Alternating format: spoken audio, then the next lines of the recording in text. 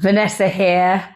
I'm just about to treat you to some dating don'ts. I had the most hellish date last night. It was really catastrophic. And I thought I would just share with you what not to do when you take a woman on a date, gentlemen. If you want to know, push the subscribe button on my YouTube channel and do leave your questions and comments. Right, I'm still smarting from last night's date. It was absolutely horrific. It's less than 24 hours ago. It is very, very fresh in my mind. This is so simple. So why do so many men, virtually all men, get this so desperately wrong? Number one, don't be early. Do not show up early. Be, 8 minutes late, between 5, 8, 12 minutes late. Give a girl a chance to get her false eyelashes on, for God's sake. Don't rock up 7 minutes early, catching her completely unawares with one leg in your Spanx, half an eyelash hanging off. It's terrible. It puts you on the back foot. So number one, do not be early. Be a little bit fashionably late if you're coming to pick up a woman on a date, for God's sake.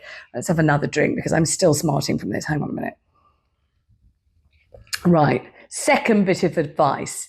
Keep it simple, for God's sake. When you see the woman that you're taking out, even if when you see her, you're absolutely horrified, it's a blind date, you didn't know that she would be so short, so fat, so old, so wrinkled, so over made up, so under made up, she'd have no tits, she'd have two big tits, whatever's the matter, or whatever you don't like, or whatever you do like, keep it simple. Look at her, smile, and say, oh, you look absolutely great. That's all. But don't embroider. Don't go into, let me have a big sniff of the back of your neck, or let me feel your hair and wrap it round my wrist, or core, I really think your jugs are looking particularly jugular tonight. Don't embellish and embroider. Just smile nicely. Look as if you're pleased to see her and say, oh, you look fabulous, or you look great. But don't go specific. Don't start, I really like red stilettos, especially when you trample over my penis when it's erect and you're wearing them.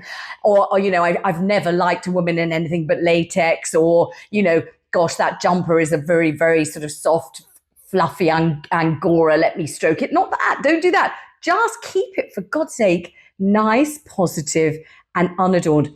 You look great. You look lovely. What about you look lovely? You look absolutely lovely. You look lovely. You look gorgeous. You look fabulous. You look really great. You look lovely. That's it. And then think of something light-hearted to say.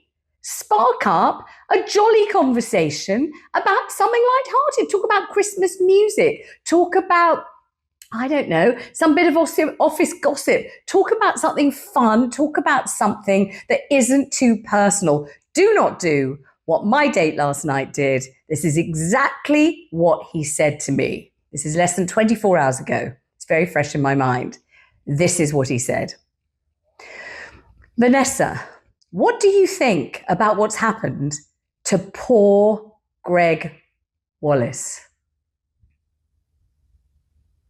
What was I supposed to say to that? What was I meant to say?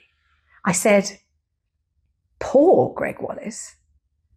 Did I hear you correctly? Did you say poor Greg Wallace? He said, oh dear, wasn't I meant to say that? And everything basically fell apart from there.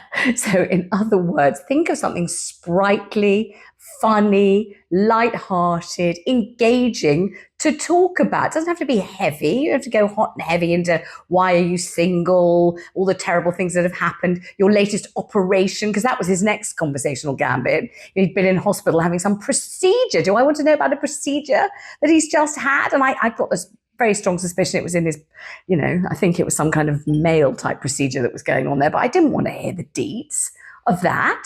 Definitely not. So these are my first hot tips. What not to do, gentlemen, when you are dating. Please take them to heart, and there'll be another installment coming up in a few days' time. Cheers.